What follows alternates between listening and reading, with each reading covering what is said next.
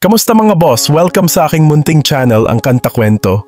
Kung nakaraan nga ay tinapik natin ang 5 things you may not know about Mission Souls. Ngayon naman ay magfo-focus lang tayo kay Naces Immaculate Alipio.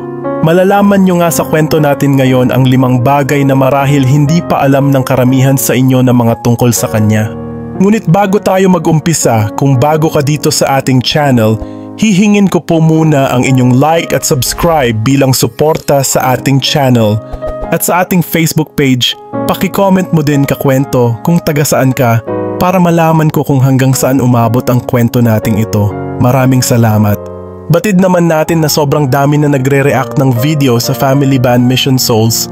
Ngunit dito sa Kanta Kwento YouTube channel natin ay hindi lamang tayo magre-react kundi aalamin rin natin dito ang mga kwento na hindi na nako-content ng iba.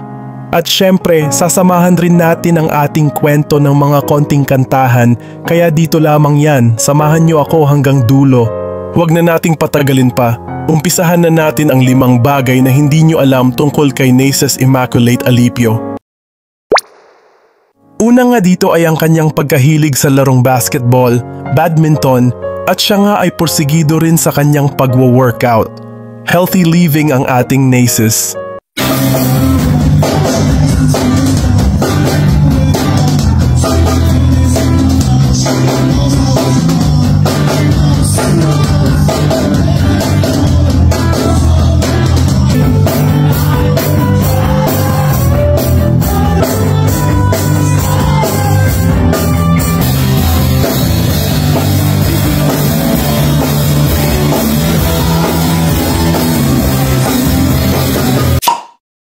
Pangalawa, bukod sa pagiging musician, itong si Naces ay pangarap ding sundan ang bakas ng kanyang ina sa pagiging isang ganap na nurse.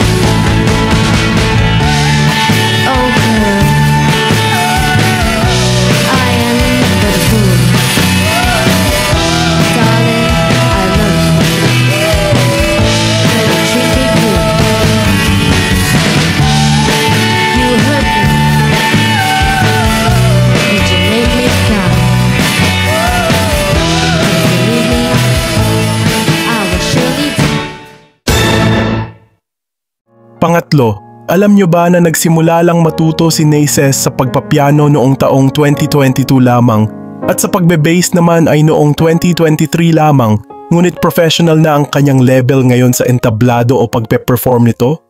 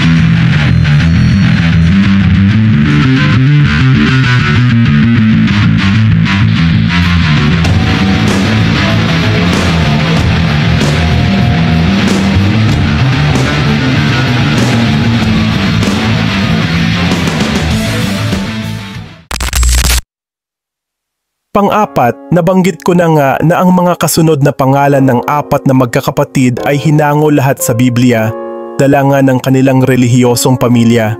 At alam nyo ba ang Naces na pangalan niya ay hango sa binaliktad na pangalan ng kanyang ama na si Daddy Sekan, kaya Naces.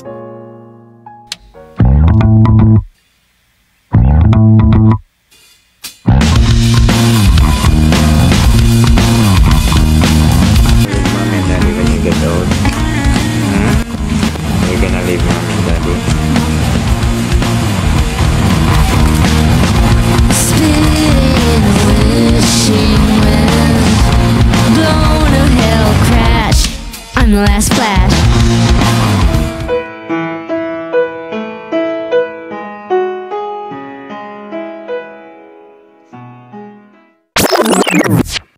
At panglima, ang kanyang kauna-unahang natutunan tugtugin sa instrumentong piano ay ang awiting Give Me One Reason by Tracy Chapman.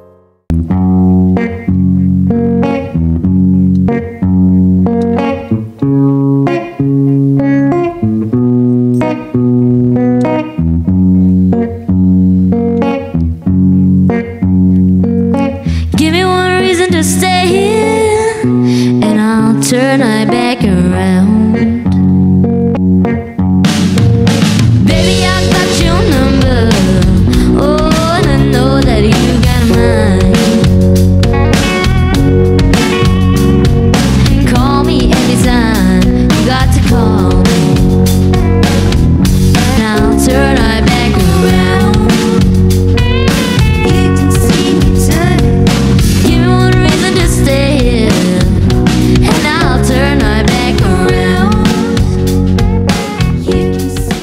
Malayo pa nga ang mararating sa edad niyang 16 years old at mas marami pa siyang matutunan pang mga instrumento na madadagdag niya sa kanyang kahusayan. Ang ating mga pinagbasihan sa ating 5 marahil din natin alam tungkol kay Naces ay hinango natin ito sa mga research at past na mga interview sa pamilya, kaya lahat nga ito ay legit, mga kakwento. Pero alam ko, ang iba sa inyo ay marami ding mga insight at mga alam patungkol dito kay Naces. Share nyo naman sa amin mga kakwento, ibahagi nyo sa ating comment section. O hindi kaya ibahagi nyo sa kauna-unahang Facebook group ng Family Band Mission Souls, ang Mission Souls Army FB group. Kita-kita tayo doon mga kakwento at mismong si Ma'am Sheena nga ang isa sa mga admin natin doon. Siya mga kakwento. At syempre huwag kalimutan mag-subscribe sa Mission Souls at dito rin. Kung bago ka dito sa ating channel, hihingin ko po muna ang inyong like at subscribe bilang suporta sa ating channel.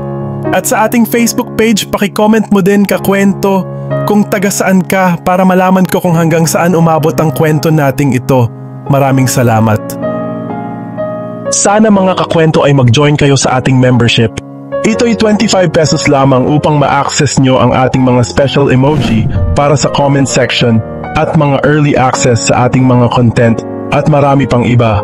Salamat na agad mga kakwento, salamat sa pagsama sa akin hanggang dito sa dulo ng ating kwento. Muli, ito ang kanta kwento na nagsasabing, mabuhay ang talentong Pilipino.